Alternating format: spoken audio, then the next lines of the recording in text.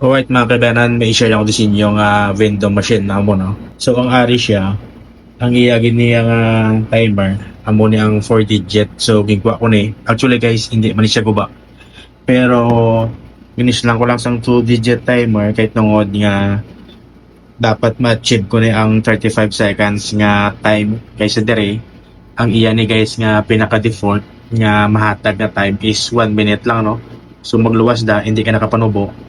Amo na nga dapat kinahanglan ko gid ni isang bag-o nga timer nga 2 digit sa rason nga ang ari kinahanglan ko ni dito sa amon nga window car wash kay may ara ko subong guys gina-assemble nga foaming machine, no?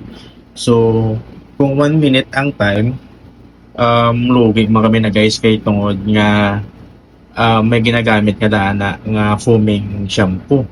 So umuni nga nag-ilis ako sang 2 digit timer para magamit sa dito sa amon nga window car wash, no. So ang time nga ni pwede na sa ma-adjust guys Ario. Nan. So balik ka lang sa 35, no. Okay.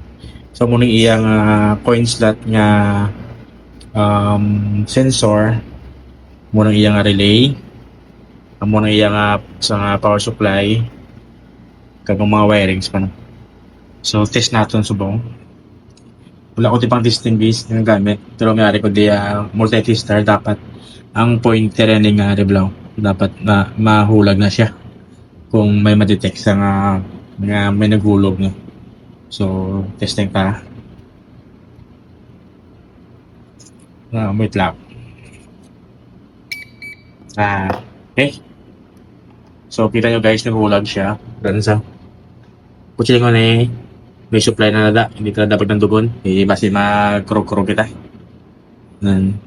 Morning time niya, nilakatan na siya din. Okay. Siya.